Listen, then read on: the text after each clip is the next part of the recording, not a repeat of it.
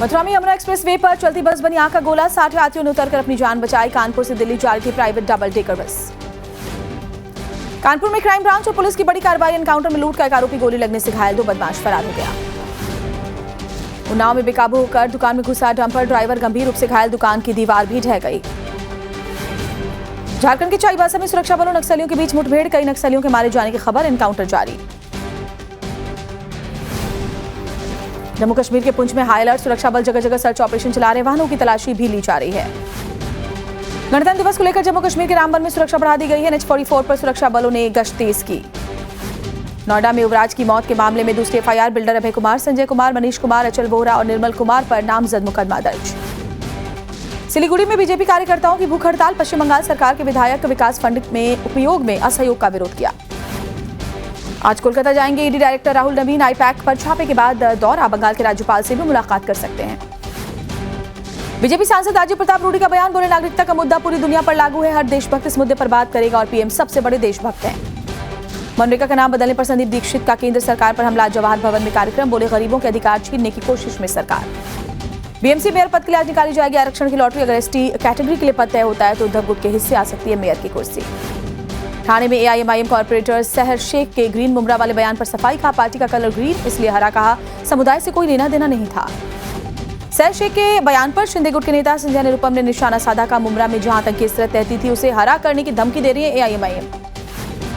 सहर शेख के बयान पर वाइस पठान का जवाब, बोले वो अपनी पार्टी के लिए बोल रही थी, उनके बयान में कुछ भी भड़काऊ नहीं था। आज मेरठ के दौरे पर रहेंगे CM योगी। सरधना में निर्माणाधीन मेजर ध्यानचंद खेल विश्वविद्यालय का निरीक्षण करेंगे। उत्तर प्रदेश दिवस को लेकर CM योगी ने प्रदेशवासियों को शुभकामनाएं दी, कहा हमने 6 करोड़ से अधिक लोगों को गरीबी से बाहर निकाला है।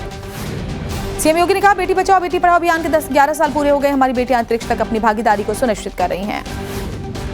पंजाब के CM भगवंत मान आज मुख्यमंत्री सेहत योजना का शुभारंभ करेंगे। राज्य के हर परिवार को 10 लाख रुपए का मुफ्त इलाज का हेल्थ कार्ड जारी होगा। उत्तराखंड में UCC का 1 साल पूरा होने पर CM धामी ने कहा इससे महिलाओं का सशक्तिकरण हुआ, राज्य में सुरक्षा भी बढ़ी है।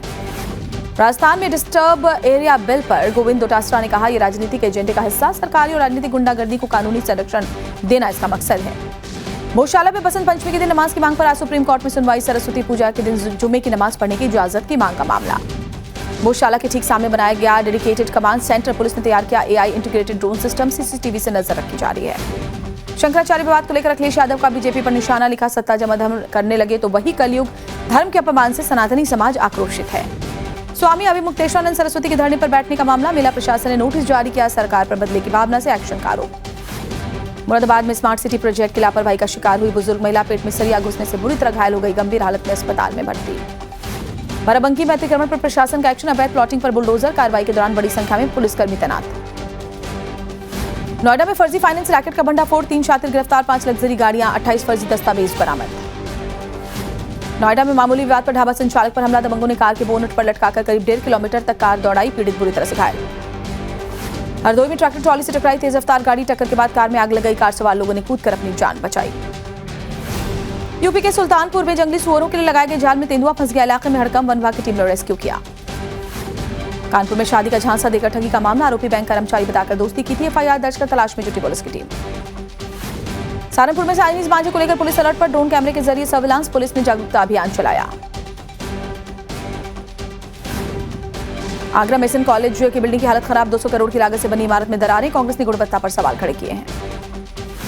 बहराइच में रिहायशी इलाके में तेंदुआ घुस गया, गाय को शिकार बनाया, इलाके में दहशत का माहौल। मुरादाबाद में प्रेमी प्रेमिका की हत्या, अलग अलग समुदाय से युवक युवती, नदी से बरामद दोनों के शव, पुलिस ने लड़की के 2 भाइयों को हिरासत में लिया। दिल्ली के वजीराबाद में फोन की दुकान में लाखों की चोरी, शटर तोड़कर अंदर घुसे चोर, CCTV फुटेज के आधार पर पुलिस तलाश में लगी। दिल्ली के बगलपुर इलाके में फिर चाकूबाजी की घटना, जानलेवा हमले में एक शख्स की मौत, पुलिस ने आरोपी को पकड़ा। बिहार के वैशाली में पुलिस कर्मियों पर हमला, छापेमारी करने पहुंची टीम के साथ शराब कारोबारियों ने मारपीट की है।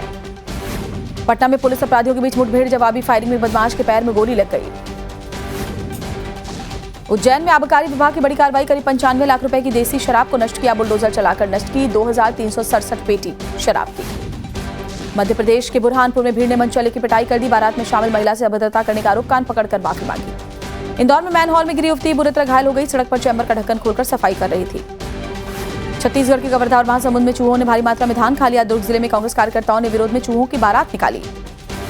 शिमला के नौबहार के घर में घुसा तेंदुआ, CCTV वीडियो में सीढ़ियों पर चहलकदमी करता दिखा, इलाके में दहशत का माहौल। देवबंदी उलेमा मौलाना कारी इसाक गोरा का बयान मुसलमानों की तालीम से बढ़ती दूरी पर गहरी चिंता जताई। अयोध्या में सरयू नदी में बनाया जा रहा है फ्लोटिंग बाथिंग कुंड, श्रद्धालुओं के स्नान को लेकर व्यवस्था कर रहा है प्रशासन। जम्मू कश्मीर में बारिश और बर्फबारी की संभावना, आने वाले दिनों में ठंड बढ़ सकती है, मौसम विभाग ने अलर्ट जारी किया है। यूरोपीय देश माल्टा में तूफान हैरी ने कहर मचाया, कई घरों और पेड़ों को नुकसान पहुंचा, बाढ़ से जनजीवन बुरी तरह प्रभावित। और ग्रीस में मूसलाधार बारिश और बर्फबारी से जनजीवन प्रभावित, भीषण बाढ़ की वजह से 2 लोगों की मौत।